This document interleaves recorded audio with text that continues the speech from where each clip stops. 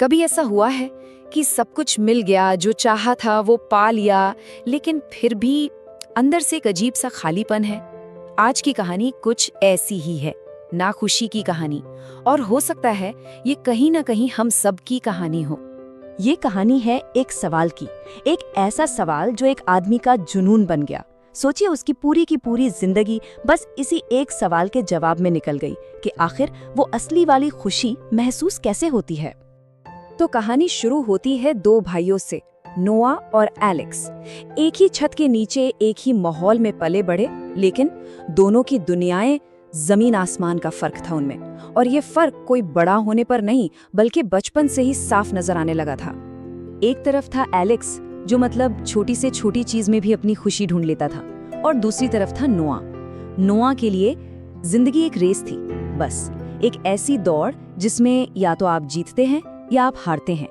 और जीत का मतलब सिर्फ एक, पैसा और स्टेटस। और जानते हैं, इसी सोच ने एक दिन उसके दिमाग में जड़ पकड़ ली। जब उसके पेरेंट्स उसे वो खिलौना नहीं दिला पाए जो उसके दोस्तों के पास था, उसे यकीन हो गया कि हम हार रहे हैं। उसकी नजरों में असली खुशी सिर्फ उन महंगी चीजों में कैद थी जो उसके पास नहीं थी। और बचपन का वो एक ख्याल, बस वही उसकी जिंदगी भर की मैराथन का स्टार्टिंग पॉइंट बन गया। फिर तो दशकों तक नोआ सिर्फ एक ही चीज के पीछे भागता रहा, और ज्यादा पाने की चाहत। जब वो 16 का था तो उसे दोस्तों जैसी कार चाहिए थी।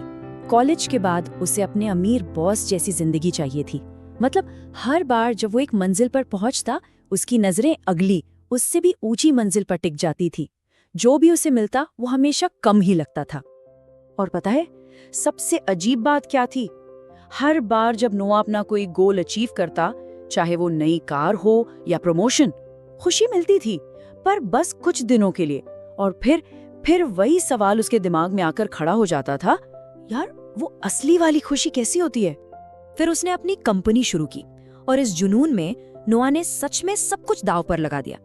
रिश्ते, दोस्त, सुकून की नींद, सब कुछ। उसे बस एक ही यकीन था कि जब करोड़ों रुपए हाथ में आएंगे ना, तो ये सारी कुर्बानियां वसूल हो जाएंगी। अरब कहानी उस मोड़ पर आती है जहां नोआ को वो सब मिल जाता है जिसके लिए उसने जिंदगी लगा दी, लेकिन उसे एक ऐसी हकीकत का सामना करना पड़ता है जिसके बारे में उसने सपने में भी नहीं सोचा था। पूरे 7 साल दिन रात एक कर दिया था उसने, और फिर वो दिन आ ही गया। डील फाइनल हुई। नोआ के बैंक अकाउंट में थे $15 मिलियन। सोचिए, इतनी दौलत कि जिंदगी की हर ख्वाहिश पूरी हो जाए, या शायद नहीं। 1 साल बीत गया। अब वो सच में कुछ भी खरीद सकता था। दुनिया की सबसे महंगी गाड़ी, सबसे बड़ा घर, जो चाहे वो। लेकिन जिस एक चीज के लिए सब किया था, वो खुशी, वो कहीं नहीं थी, बल्कि एक अजीब गहरा खालीपन उसे अंदर से खाने लगा था। तो हिसाब किताब क्या निकला? कागज पर तो उसे सब मिला, स्टेटस, पावर, पैसा। लेकिन असल जिंदगी में उसे क्या मिला? अकेलापन, बोरियत और एक खोखलापन। दोस्त सिर्फ पैसों के लिए थे, रिश्ते सिर्फ दिखावे के। जिंदगी में कोई मजा ही नहीं बचा था।